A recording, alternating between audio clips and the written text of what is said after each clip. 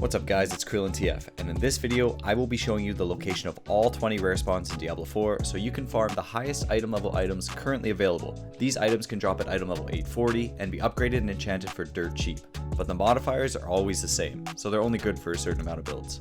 Let's begin with the rare spawns in Fractured Peaks. Starting with number 1, we have Corlin Yule, located in the Seat of the Heavens. The item that drops is a Staff of Elemental Command. The modifiers for this item are damage to crowd control enemies, lightning damage, fire damage, and cold damage. Number 2, we have Oscar Reed, located in the Pallid Glade. He drops the Mace of Blazing Furor. This item's modifiers are overpower damage, damage to burning enemies, damage while berserking, and overpower damage again. For number 3, we have Wrought Splinter, located in the Pallid Glade. The item that drops is the Ring of Splintered Wood. This item has lightning resistance, poison resistance, critical strike damage, and damage to close enemies. For number 4, we have Sir Lina, located in the Frigid Expanse, north of Kiovashat. The item that drops is a sword called Darkblade. The modifiers on this item are critical strike damage, shadow damage, and increased damage dealt to enemies that are affected by shadow damage. Moving on to number 5 in Skosglen, we have Blind Odin. He's located in the Shrouded Moors. He drops an amulet called Blind Man's Bell. The modifiers on this item are resistance to all elements, control impaired duration reduction, damage reduction while injured, movement speed for X seconds after killing an elite, and damage after killing an elite. Moving on to number 6, we have Garbhan Ni, located in the Downs. He drops the Druid Pants Manhunter's Breeches.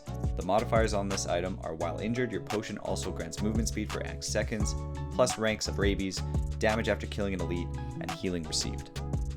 For number 7, we have Gaspar Stilbian.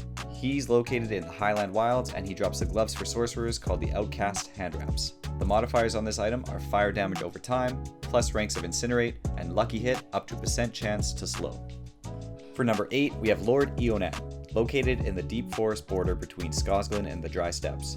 He drops a ring for the Necromancer called Blood Cursed Band. The modifiers on this item are shadow resistance, poison resistance, damage for 4 seconds after picking up a blood orb healing, and damage to close enemies. Moving on to number 9, we have Almond. He's located in the Scarred Coast. He drops a two-handed sword for barbarians called the Infernal Edge. The modifiers on this item are critical strike damage, all stats, damage to injured enemies, and lucky hit up to a % chance to execute injured non-elites. For number 10, we have Botac. He's located in the Kargai Crags. He drops an amulet called Necklace of Inevitability. The modifiers on this amulet are resistance to all elements, critical strike chance against injured enemies, damage reduction while injured, and healing received. For number 11, we have Pitless Gur, located in the Chambatar Ridge. He drops Gur's freezing armor. The modifiers on this item are cold damage, cold resistance, thorns, and damage to healthy enemies. For number 12, we have Zaruzar the Mighty. He's located in the Untamed Scarps.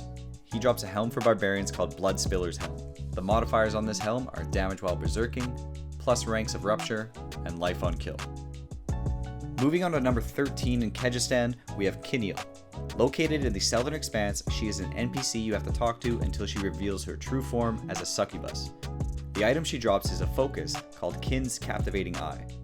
The modifiers on this item are cooldown reduction, lucky hit chance, lucky hit up to a % chance to slow, and crowd control duration. At number 14, we have Abemari. Located in the Amber Sands, Abemari drops a wand called the Wand of Abemari.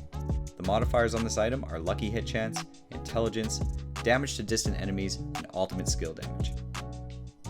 Moving on to number 15, we have Fariatahi. She's located in the Amber Sands and drops the ring, the Grotesque Loop.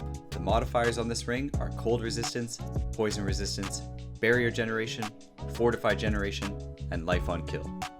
For number 16, we have Nine Eyes, located in the Ragged Coastline. He drops a dagger called Broodmother's Stinger. The modifiers on this item are damage to close enemies, poison damage, damage over time, and damage to healthy enemies. For 17, we have Captain Wilcock. He drops boots called Captain's Ragged Boots. The modifiers on this item are attacks, reduce, evades cooldown, slow duration reduced, damage reduction while injured, and poison resistance. At number 18, we have Enkil. He drops the amulet Eye of Enkil. The modifiers on this item are resistance to all elements, crowd control duration, damage for X seconds after killing an elite, and shrine buff duration. At number 19, we have Trembling Mass, located in the Fethys Wetlands. He drops a ring called the Trembling Ring. The modifiers on this item are cold resistance, lightning resistance, maximum life, life on kill, and life regeneration while not damaged recently. And finally, at number 20, we have Ren and Claudia Dane. They are located in the Dismal Foothills, and they drop a crossbow for rogues called the Haunted Crossbow. The modifiers on this crossbow are vulnerable damage, shadow damage, and damage to close enemies. That's it for this video, guys. If you enjoyed it, please like, subscribe, and comment. And as always, thanks for watching, everybody.